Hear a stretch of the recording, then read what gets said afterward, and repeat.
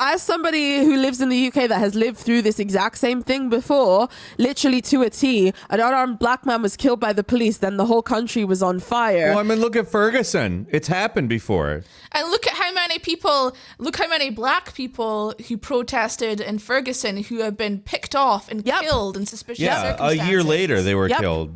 A lot of the primary activists during that where they were killed in a manner that was like specifically exactly how you would expect an assassination to go down. Somebody who was hiding evidence. And I mean, this is kind of my not like I obviously care about black people. I'm like, with one. Sure.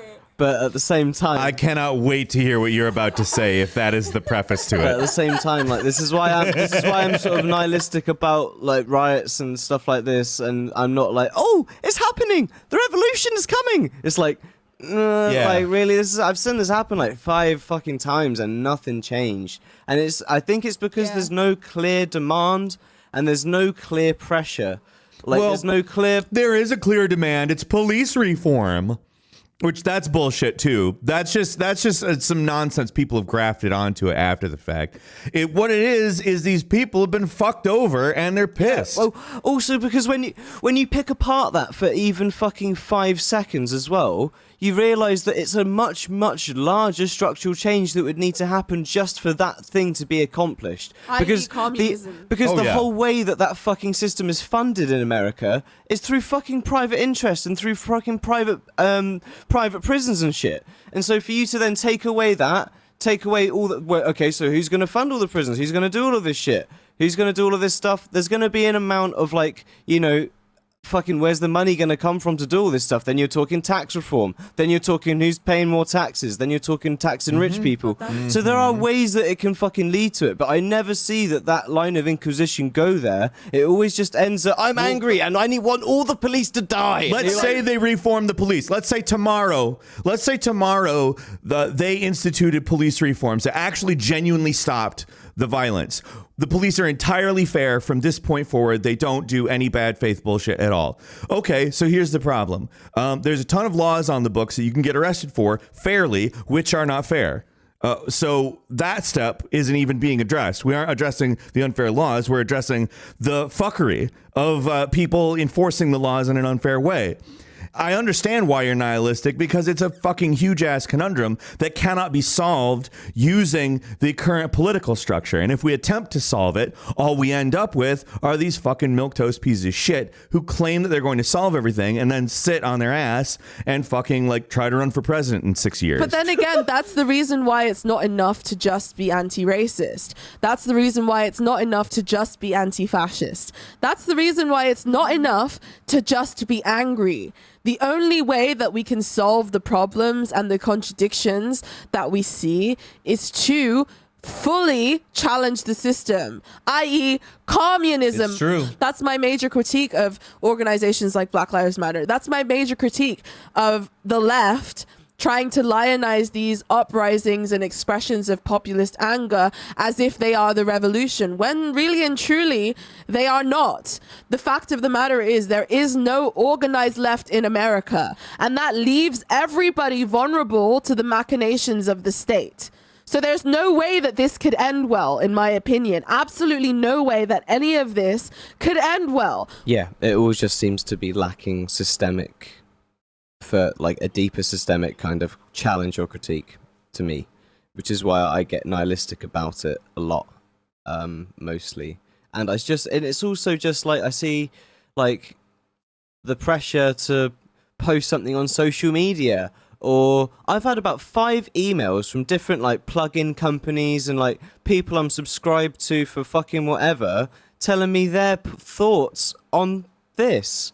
And it's just like, this is not like I'm sorry. Like, I'm gonna call you out. Fuck it. I've got this great new VST compressor that I'd like you to buy. Also, the riots. Yeah, no, seriously. It's like I'm gonna call you out, boys. I love you. I'm a subscriber. I love your products. I love the fucking package. It's great. But Plugin Alliance, I don't need to know if you stand with fucking like this whole shit. You're a company, goddammit. Well, and companies only exist because of the police. It feels like every time something like this happens, everyone feels the need to be like, I'm the best liberal, look at me, I support them the most, I even got a fundraiser, I even did this, I even did that. It's just like, fuck, dude, like none of this is going to change anything. Again, and you got to think about why that is. But again, it's about power. These, like I said, Black Lives Matter is funded by capitalist interests. What are they doing with that money? And also the music industry is also doing a blackout at the moment. That's happening. It's tomorrow. Yeah, a lot of the capitalist class is trying to to use black police brutality or LGBT rights or any of that stuff in order to justify their position in the hierarchy. Look, we're benevolent. We're good. We care about these. When really and truly, it's just sort of a signifier, and the whole system in itself is corrupt. It doesn't matter what signifier you slap on. I mean, Hillary Clinton made a tweet just a couple of hours ago where she showed the Obama White House with like the LGBT rainbow on it, contrasted with a picture. That is the most infuriating fucking tweet I have seen in a week. Contrasted with a picture of the Trump White House. And she was like, well, you need to go to the polls and vote.